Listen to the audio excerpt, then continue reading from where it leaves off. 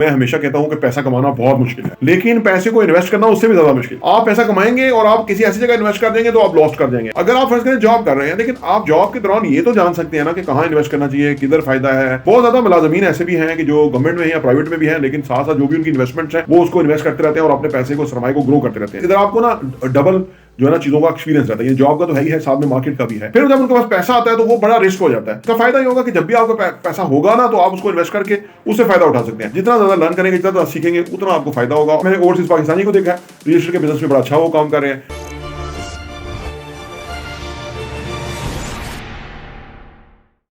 Sir, जो मुलाजिम पेशा लोग हैं उनकी बड़ी हार्ड अर्न्ड मनी होती है। वो चाहते हैं कि किसी ऐसी जगह पे इन्वेस्ट करें जहाँ पे उनका जो इन्वेस्टमेंट है वो सिक्योर और उनको लॉस के चांस या रिस्क बड़ा कम हो। तो ऐसे लोगों का क्या यहाँ पे रियल एस्टेट में कोई अपॉर्चुनिटीज़ हैं उनके लिए कि जो उनका पैसा सेफ्टी के साथ जो है ना वो ग्रो करे?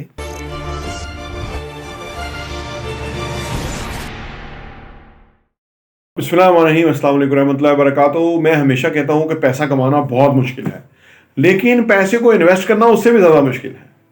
आप समझ रहे हैं कि लोग समझते शायद पैसा कमा लेंगे तो बाकी सब हो जाएगा। ऐसा नहीं है। आप पैसा कमाएंगे और आप किसी ऐसी जगह इन्वेस्ट कर देंगे तो आप लॉस्ट कर जाएंगे, आपका पैसा ही खो जाएगा। ऐसा भी होता है।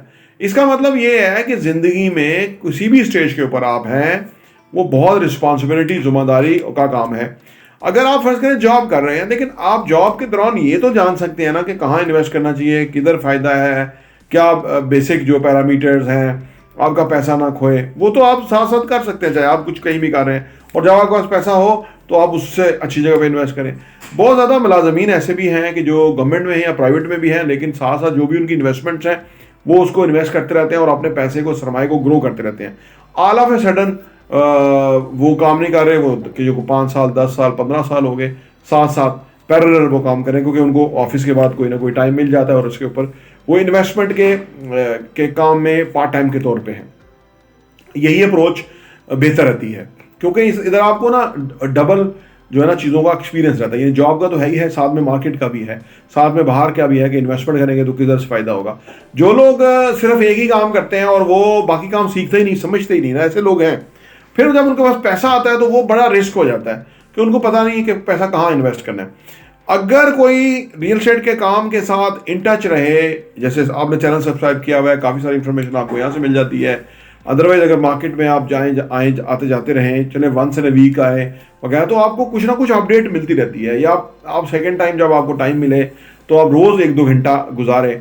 इसका फ़ायदा क्या होगा? इसका फ़ायदा ये होगा कि जब भी आपका पैसा होगा ना तो आप उसको इन्वेस्ट करके उससे फ़ायदा उठा सकते हैं। और जब कभी आपको अपने रिटायरमेंट के ऊपर एक साथ पैसा मिलेगा तो उसके आपके पास बहुत ज़बरदस्त उसके सोल्यूशन होंगे। बड़ा क्रिएटिवली आप उसमें इन्वेस्ट कर सकते हैं, उससे ज़्यादा से ज़्यादा फ़ायदा उठा सकते हैं और आपकी फेवर में वो बात जाती है। तो लिहाजा लर्न करें, सीखें।